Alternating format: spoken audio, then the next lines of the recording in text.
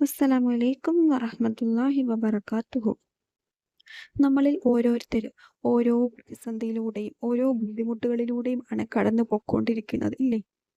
അതിനൊക്കെയുള്ള കാരണം എന്താണെന്ന് നമ്മൾ ചിന്തിച്ചിട്ടുണ്ടോ? നിങ്ങൾ ആരെങ്കിലും അതെന്താണ് എനിക്ക് മാത്രം എന്താണ് ഇങ്ങനെ ഒരു പ്രശ്നങ്ങളും പ്രയാസങ്ങളും ഒക്കെ അല്ലാഹു സുബ്ഹാനഹു വതആല എപ്പോഴും ഇങ്ങനെ തന്നുകൊണ്ടിരിക്കുന്നത്, എന്നെ ഇങ്ങനെ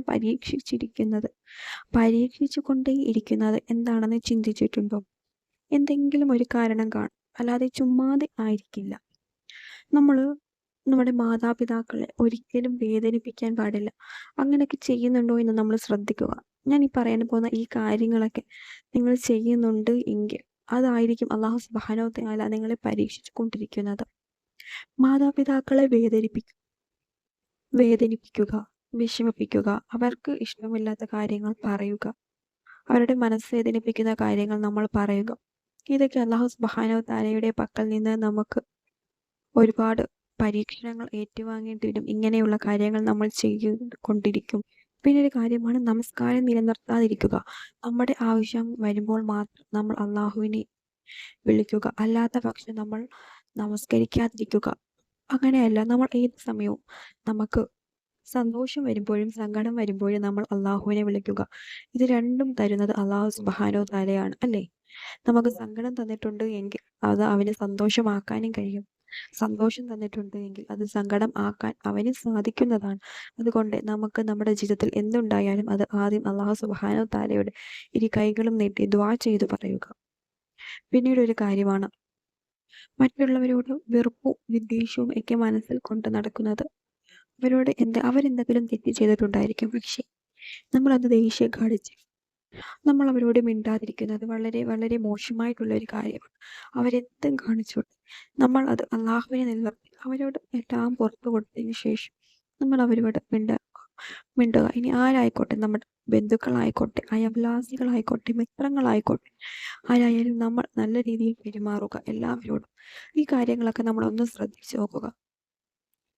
നാം കാരണം ആരെങ്കിലും വിഷമിക്കുന്നുണ്ടോ നമ്മുടെ ജീവിതത്തിൽ? നമ്മൾ എന്തെങ്കിലും ചെയ്ത എന്തെങ്കിലും ഒരു കാരണത്താൽ ആരെങ്കിലും വിഷമിക്കുന്നുണ്ടോ എന്നൊക്കെ ഒന്ന് നോക്കുക.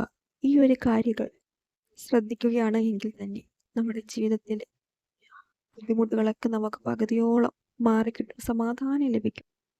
നമസ്കരിക്കുമ്പോൾ നമ്മൾ എല്ലാവരോടും സ്നേഹത്തോടു കൂടി പെരുമാറുമ്പോൾ, നമ്മുടെ ഉമ്മ നമ്മൾക്ക് വേണ്ടി ദുആ ചെയ്യുമ്പോൾ, ഇങ്ങനെയൊക്കെ ആകുമ്പോൾ നമുക്ക് നമ്മുടെ ജീവിതത്തിൽ തന്നെ പകുതിയോളം ബർക്കത്തും ഹൈറും നമുക്ക് ലഭിക്കുന്നതാണ്.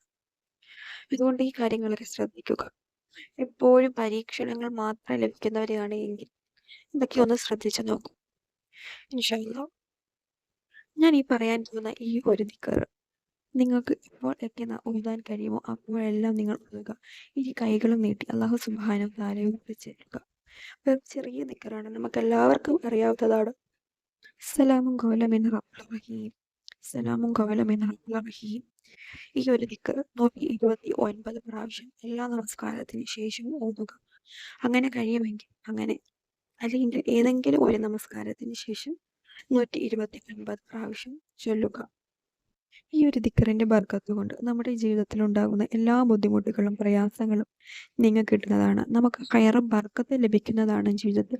അതുകൊണ്ട് തന്നെ ആരും ഇത് മുടക്കാതിരിക്കുക. എല്ലാ സമയങ്ങളിലും എല്ലാ നമസ്കാരത്തിന് ശേഷവും ചെല്ലാൻ കഴിയുന്നവരെയാണ് എങ്കിൽ അങ്ങനെ ചെല്ലുക. നമ്മുടെ എല്ലാവരുടെയും ജീവിതത്തിൽ ഇത് പതിവാക്കാനുള്ള തൗഫീക്ക് നൽകുമാറാകട്ടെ. ആമീൻ യാ റബ്ബൽ ആലമീൻ. പുതിയൊരു വീഡിയോ ആയിട്ട് നമുക്ക് നാളെ കാണാം. അസ്സലാമു അലൈക്കും വറഹ്മത്തുള്ളാഹി വബറകാതുഹു.